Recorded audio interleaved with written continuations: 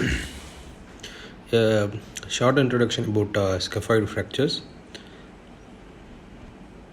Before going to scaphoid fracture, wrist joint, we are going to see the basics about wrist joint. Wrist joint is made up of distal radioulnar joint and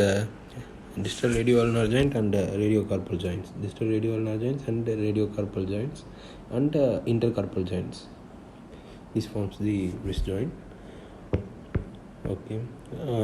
On speaking about the carpal bones, there are a total of 8 carpal bones, 4 on the proximal row and 4 on the distal row. And the mnemonic for remembering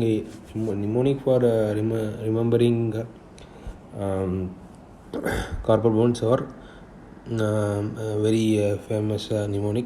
She looks too pretty, try to catch her.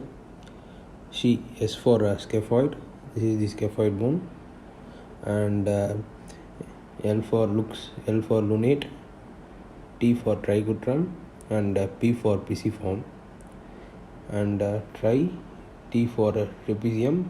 You have to come from lateral to medial. You have to come from lateral to medial first for the proximal rows, and for the distal rows again you have to come from lateral to medial.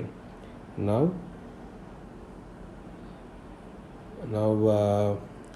try for T for trapezium, and another T for trapezoid, and try to, okay, and C for catch, C for capitate, and her, H for hamate.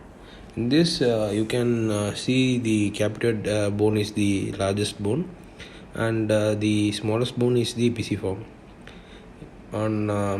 In carpal bones, the most common fracture is scaphoid fractures. Okay, and these are the metacarpals. This is the first metacarpal, this is the second metacarpal, third, fourth, and fifth metacarpals. This is radius and ulna. And what are the ligaments? There are two types of ligaments. One is intrinsic and another is extrinsic ligaments. Intrinsic ligaments are the ligaments within the carpal bones, and extrinsic ligaments are the ligaments which are from the radius or ulna to the carpal bones. On coming to the first, extrinsic ligaments on the palmar aspect and on the dorsal aspect.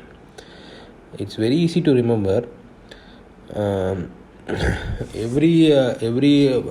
From palmar on the palmar aspect, radius and ulna is there. The carpal bones are here. If you remember this anatomy properly, then we can remember the ligament attachment very easily. So that from radius to scaphoid there will be a ligament, radioscaphoid ligament. Radius to trapezium, radiotrapezoid ligament, and there is another ligament, radio-collateral ligaments. Then ulna to lunate, ulna-lunate ligament, ulna to tricutrum, ulno-tricutral ligament. These are the ligaments which are seen in these ligaments are the ligaments which are seen in the palmar aspects. And radiolunate ligament, in radiolunate there are two, short radiolunate ligament and long radiolunate ligament. These are seen on the palmar side. And this image shows the ligaments which are seen on the dorsal side. The dorsal side there is only one main important ligament, which is dorsal radiocarpal ligaments, which gives minute attachments to the carpal bones. And coming to the intercarpal ligaments, these are intercarpal ligaments.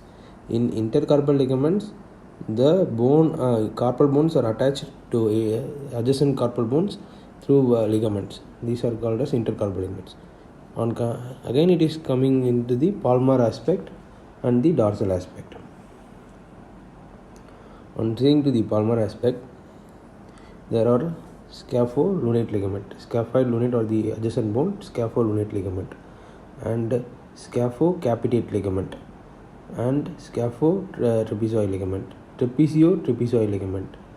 This is capate bone, which is the largest one, so that capate trapezoid ligament, capate hamate ligament, trapezocapitate ligament, trapezohamate ligament. These are the instinic ligaments. And these on the dorsal side, there is a lunate tricutal ligament, scapholunate ligament, capitate hamate ligament, capito trapezoid ligament, trapezoid ligaments. These are the ligaments of the wrist joint. On coming to the scaphoid, this is the anatomy of the scaphoid bone. The scaphoid bone has proximal pole, waist, and the distal pole, and the tubercle. The most common to be understood is the waist. Most common fracture occurs at the scaphoid is the waist fractures, scaphoid waist fractures. And the scaphoid bone, among the 8 carpal bones, one is scaphoid, and the remaining 7 carpal bones, 4 carpal bones articulates with the scaphoid bone, which gives surface for lunate, for capitate, trapezoid, and trapezium.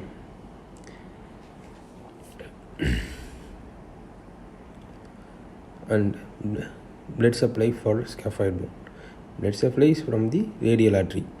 There are 2 branches from radial artery: dorsal branch and the volar branch. Scaphoid always receives blood supply in a retrograde manner. This is the proximal pole, and this is the distal pole. For the proximal pole, since the blood supply is retrograde, the vessels will come in this way. In the proximal pole, there would be enough adequate amount of blood supply.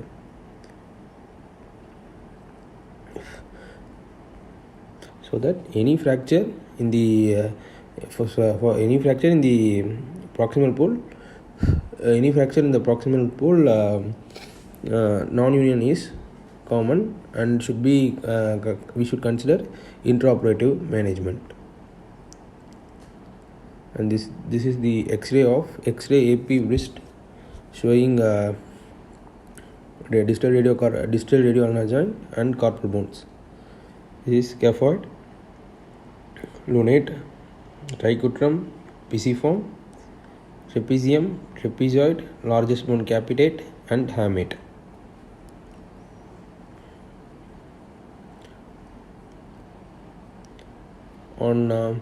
On seeing the X-ray, we should draw 3 lines. One line from the one line in the to know the alignment of the carpal bones are normal, or any abnormality in the X-ray can be found by 3 lines. One line at the concave line at the proximal site of the scaphoid, lunate, and tricutrum, and distal to the 3 carpal bones, we have to draw another one line, and proximal to the capitate and hamate, we have to draw another one line. This is 3 arc line. If these lines are clear, there is no abnormality in the carpal bones, or there is no fracture, or there is no dislocation. If any abnormality in the line indicates any fracture or any dislocation, any ligamentous injury in the carpal bone. Coming to the classification, there are 3 classifications based on scaphoid fracture. One is Russey, Mayo, and Herberts. Based on Russey, they are classified into 3 types. One is vertical oblique, horizontal oblique, and transverse. Mayo classified according to the anatomical location: proximal, middle, and distal. Herberts classified unstable and stable fractures. A, B, C, D, 4 types. A fractures. A, it will come as fracture of the tubercle. Fracture of the tubercle is A1.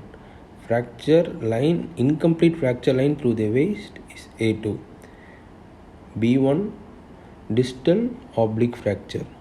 B2, complete fracture line through the waist. B3, fracture to the proximal fold. B4 is scapholunate fracture. C is delayed union, and D is established non-union. These are the classifications.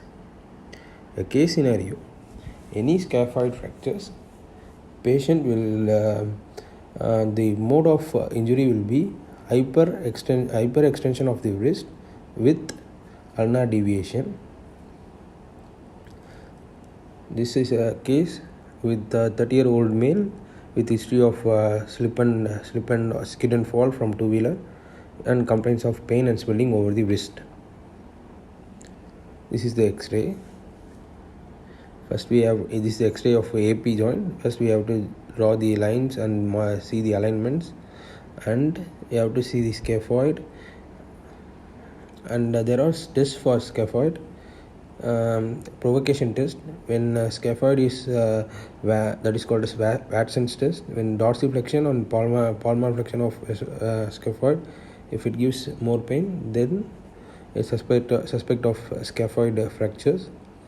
And ulnar deviation and radial deviation produce pain, we should suggest of scaphoid fracture.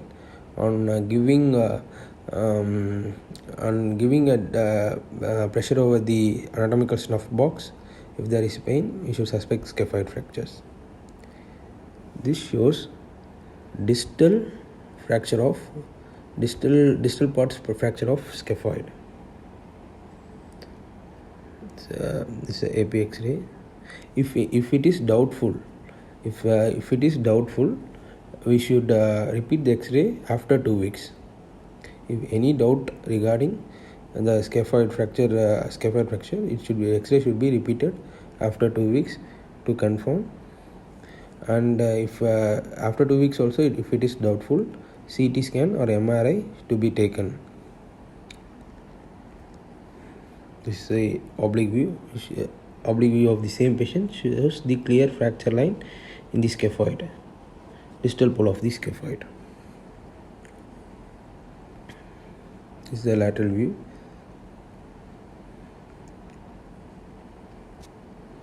This is the scaphoid waist fracture. Management. I'm coming to the management. It's a Herbert screw fixation.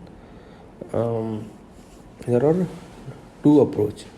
First conservative without 1 mm displacement or undisplaced fracture or distal pole fracture can be managed conservatively by scaphoid cast.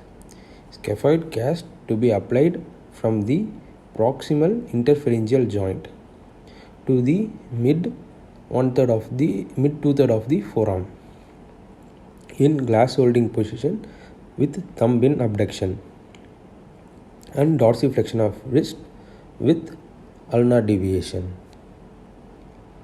There is special view.